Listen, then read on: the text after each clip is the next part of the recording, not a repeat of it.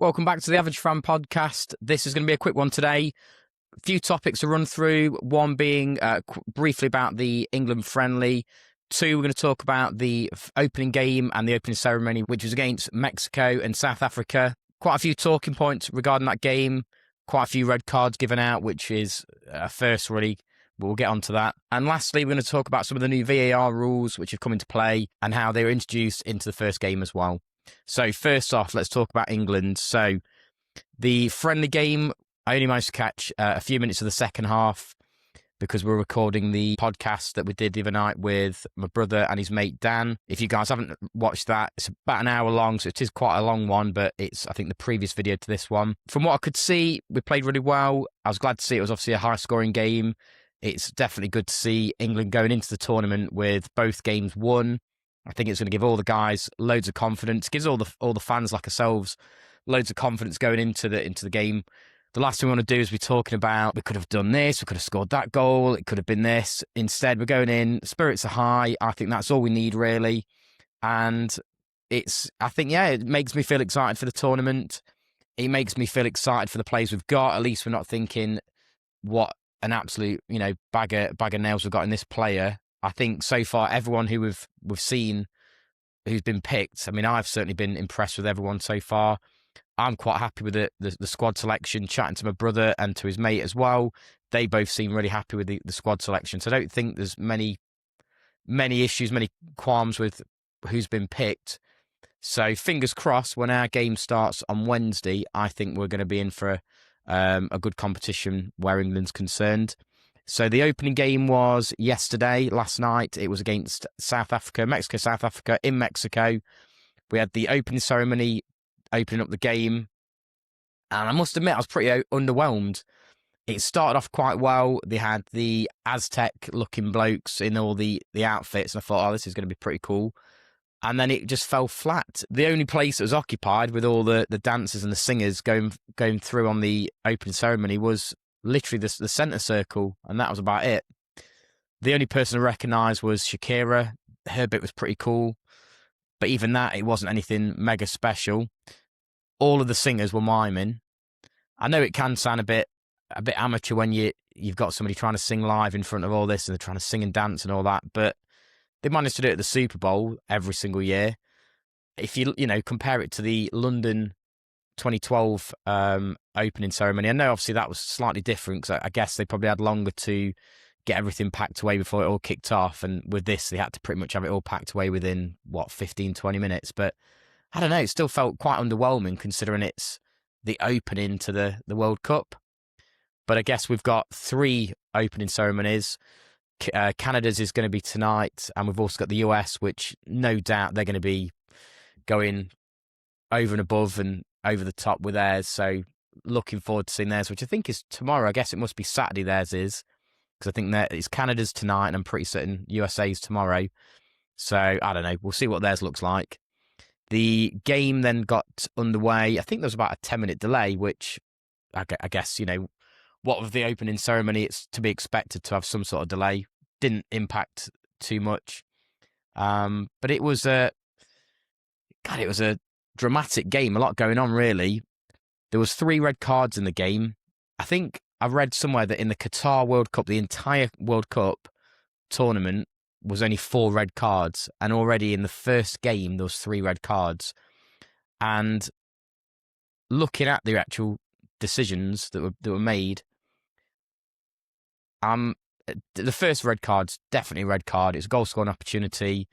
And last man, he's hacked him down. Well, I don't think he's hacked him down. It's as much of him trying to maybe trip him or catch the ball as tripping himself at the same time and getting mixed up with the player. So I think it was unlucky for the defender.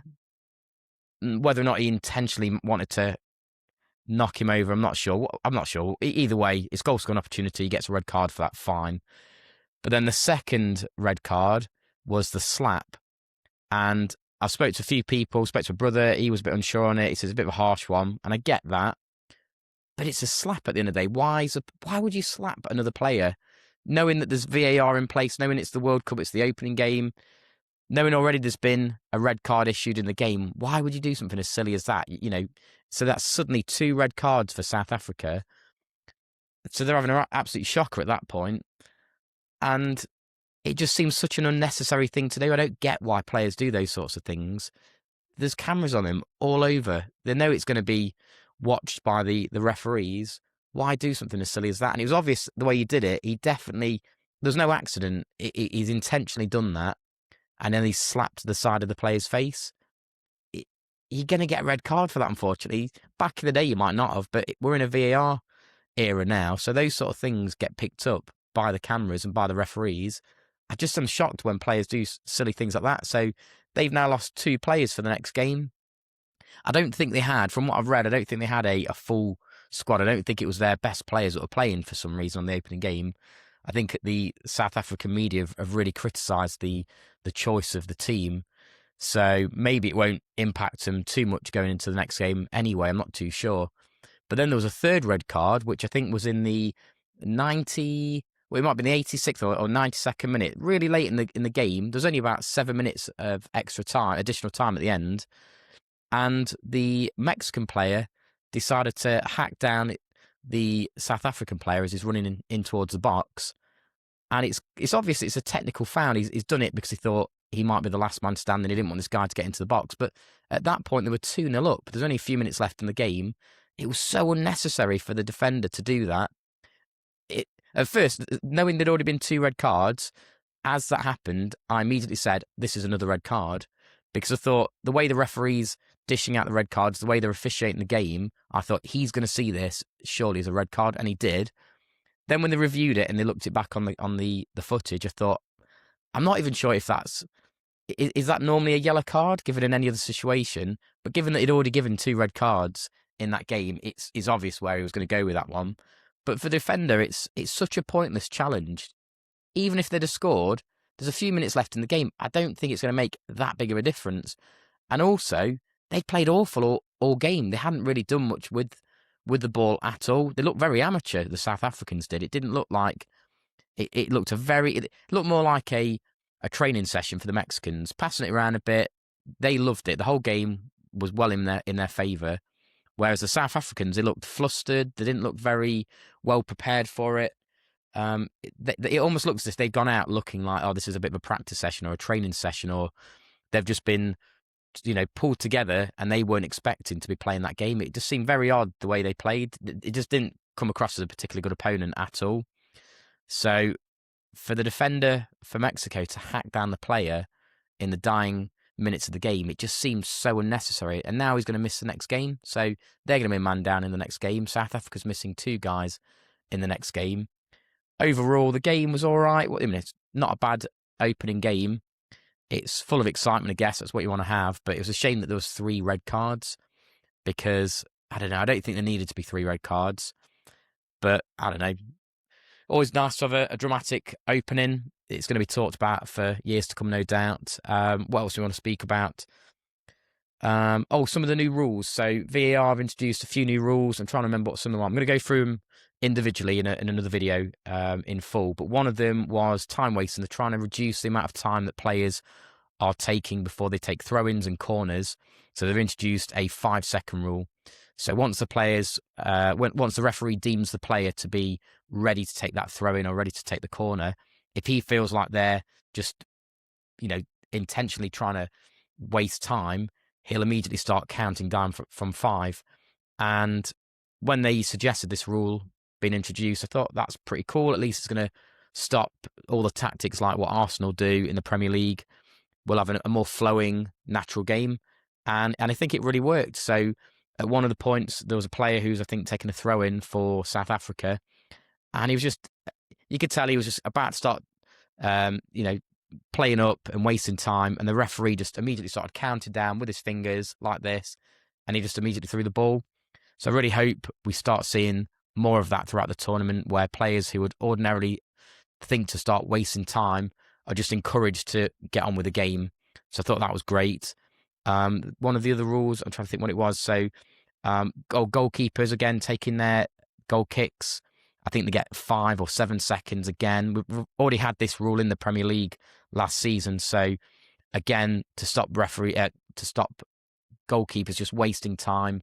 Again, there's a countdown, and it really helps. I think that at no point throughout the game was I watching thinking this is a bit boring, this is a bit tedious. It slowed the actual game down. The only thing that did actually seem to kill the momentum of the game was actually the hydration breaks, which is a real shame because the first goal from Mexico was, I'm trying to think what his name was, but really great goal. And then only a few minutes later, they then broke for a hydration break, and it just seemed to kill the game really for the next 10, 15 minutes, and not really much else happened. Both goals were great though. It was what's his name? I'm trying to remember what his name is, but he had a great opportunity and saw it, put it in the back of the net. And then the second one, I think, was a header. Both of the Mexican goals were awesome. Really nice to see them win the opening game in their home country, at their home ground as well. The other thing I was going to mention was the pitch conditions. So we've seen a lot of terrible pitches so far leading up to the World Cup, but they all seem to have been the NFL stadiums in America, which have been repurposed, and it doesn't seem to be working so far. I mean, hopefully that'll improve as the tournament starts and continues. But the Azteca Stadium in Mexico is actually a football stadium, so they already have normal grass that they'd use every time the pitch is used. So it's no surprise that their stadium was absolutely fine, that the grass was great. So there's no complaints there. The stadium was absolutely jam-packed, full of fans. I don't recall seeing any empty seats. Maybe there were a few, but definitely not like it was in the friendlies that we saw England play so far. It'd be interesting to see if the US stadiums have full capacity, because it seems that the Canadians and the Mexican governments had actually shut down any overselling of tickets past the actual ticket value itself. So for fans buying tickets for any game that's at a Mexican stadium or a Canadian stadium, I don't think they're getting ripped off. And I think that's probably going to drive more sales of those tickets, which is great. And then you're going to see full stadiums. So it looked electric, the atmosphere in the Azteca Stadium, and that's how it should be. And you love to see just locals. I mean, I remember when it was the South Korea Japan World Cup, and you just saw loads of locals from South Korea, from Japan, flooding the stadiums, because obviously it's their home ground. It's in their country, and no doubt they've bought tickets much cheaper, and they get to witness the spectacle of the World Cup in their country. And they might never see that again, and that's what you want to see.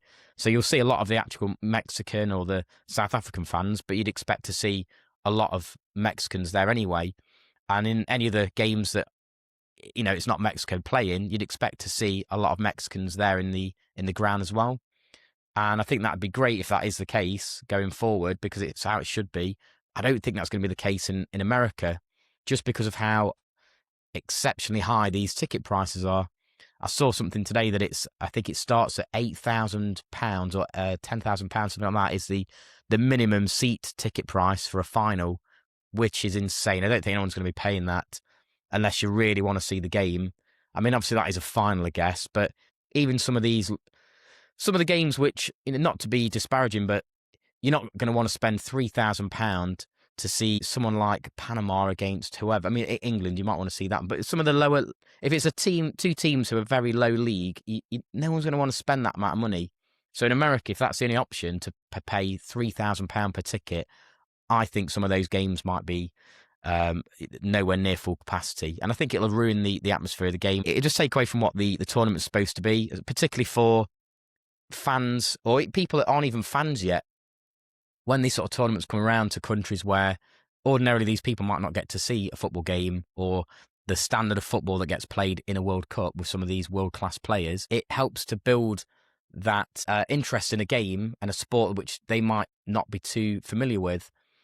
But I don't know, be interesting to see how the tournament progresses, and I'm looking forward to the Canada game tonight. Interested to see how the Canada opening ceremony is as well. I'm just having a quick look through my list if there's anything else I've missed off. The flag parade, so there's two parts to the opening ceremony. The flag parade was probably the better part of it, other than the Shakira singing, which wasn't even singing, she's miming, but the flag parade was pretty cool. But other than that, I think that's about it, really. We're going to keep this one fairly short. We'll be back tomorrow. Hopefully, I have some updates on the game tonight, which is the Canada. Who are they playing? I think they're playing. See if I can find out. So Canada are playing Bosnia Herzegovina, and last night there was South Korea, Czech Republic. South Korea won 2-1, so that's good for me because I've put South Korea as the underdog. So it'd be nice to see them get out the group and win some of their games as well. So back tomorrow. Hopefully have a slightly longer one, a few more bits to talk about. And I'll talk probably over the weekend some more about the new VAR rules as well and my opinions on those. And hopefully I'll have some more guests on maybe this weekend or early next week. And in the lead up to the England game, I'm going to possibly pop down to our local where they've got the game on display, and I'll ask some of the local supporters what their opinions are and what their predictions are for the World Cup as well. Thanks for watching. We'll see you in the next one.